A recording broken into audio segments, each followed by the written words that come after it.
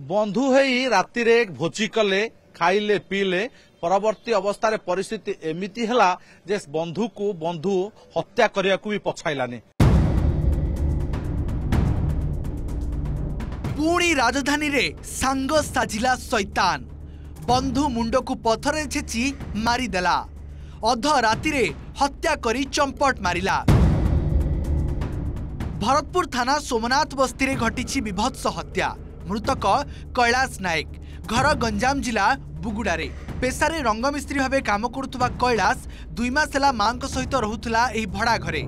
गतकाली राति रे निशाग्रस्त अवस्था घर को आसी मां सहित गंडगोल करथिला। झगड़ा परे घर चली जाइथिले मां आउ सकाळ फेरी जहा देखिले तांको पाद तळु माटी खसी जाइथिला। घर भितरे पड़िथिला पुअर रक्ताक्त मृतदेह। मां को अभियोग अनुसार पुआ सह राति रे ता सांग घरे रहिथिला। से ही कैलाश को हत्या करी फेरार होइछि। साइंटिफिक टीम घटनास्थल में पहुंची हत्या रे व्यवहृत पत्थर सहित अन्यान्य सामग्री जबत करी तदंत चलाइछि। तबे हत्याकांडर प्रकृत कारण कोन एजाए स्पष्ट होइनी।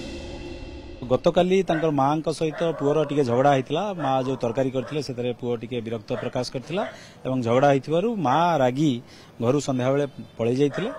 सेही समय तांकर सांग मध्य पुअर सांग मध्य सेटा उपस्थित थिले।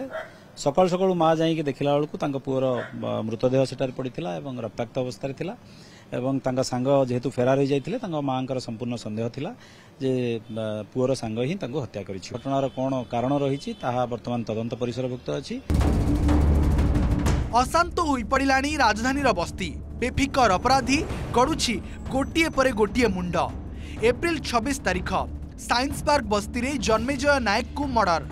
किछि दिन व्यवधान रे हमीदुल खां को भी करा जाइथिला हत्या। होली रे शांतिपल्ली बस्तीर गोपी गुणी और समय गाड़ियार आयुष्मान पति को हत्या करथिले अभियुक्त। या पूर्व सारा राज्य को दोहलाई देथिला सहदेव हत्याकांड। बस्तीर अपराध कमाइबाकू पुलिस लगातार उद्यम करुवा बेले सेभली कौनसी आखिदृश्य सफलता मिल पारुनी। एबे कैलाश नायक हत्या अभियुक्त को पुलिस केबे बांधुछि ता उपरे नजर। बड़ प्रश्न जो अभियुक्त को पुलिस केबे काबू करुछि एवं हत्या पछर प्रकृत कारण कौन अभियुक्त धरिया परे तापरे कौन स्पष्ट होउछि आ कारण कौन से नहीं वर्तमान ता ऊपर नजर रही। भुवनेश्वर अशोक साहू अतुल्य बाउत ओटीवी।